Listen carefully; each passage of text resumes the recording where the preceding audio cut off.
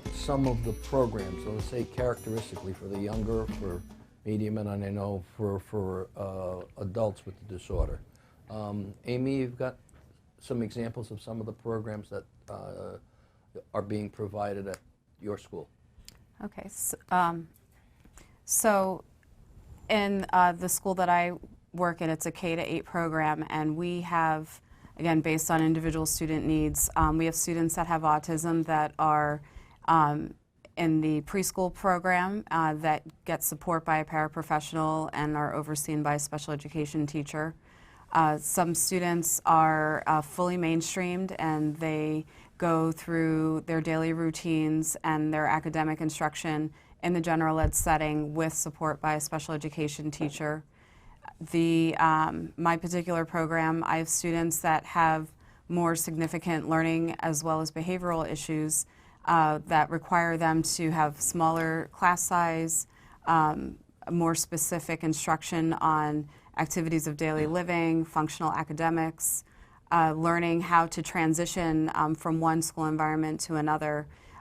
What many people don't realize is that children with autism have difficulty with transitions, changes to their daily routine, and again, as a spectrum, some students are affected more significantly than others. For the particular students that I work with who might fall under the category of more classic autism, these are students that need a lot of practice and repetition with transitioning from one environment to the other, desensitizing them to the environment of the school, the bell ringing, the fire alarm going off,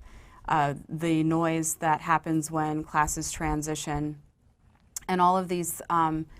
things that we practice help that child to be more a part of their community, the school environment, and to be more tolerant of those changes that can occur in a school setting. In addition, if I can, I'm sorry, go ahead. Larry, in addition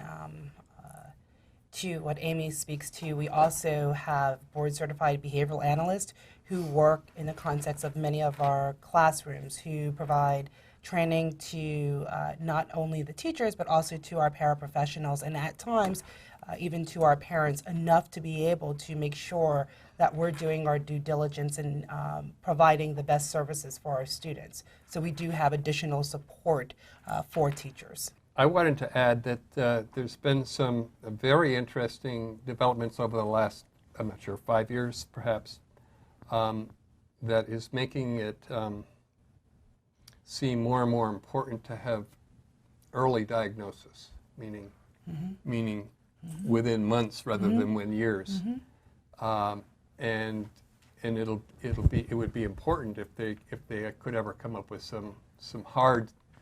signs, in other words, blood or that sort of thing, to figure out this looks like autism. And the reason why that would be important is that research has shown that early intervention, meaning before age 1, and it can be just like what you do with a baby, but you're dealing with a baby that may have autism, and so you try harder to keep the baby engaged and interacting. And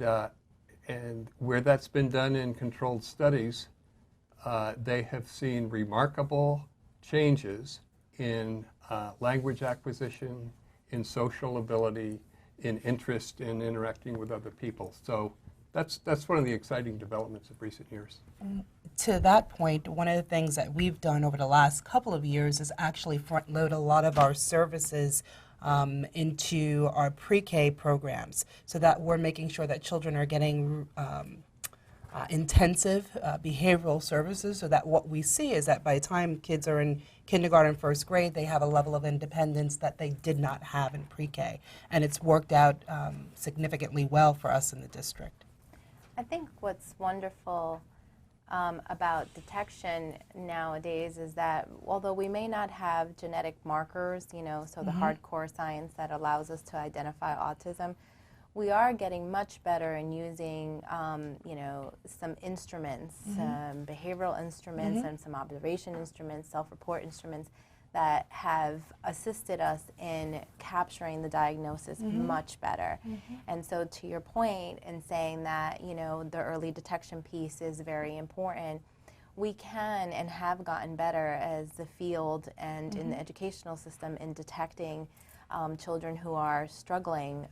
in these areas, and to provide the appropriate support, like you mentioned with the behavior analyst, or in a specific classroom that's geared towards focusing on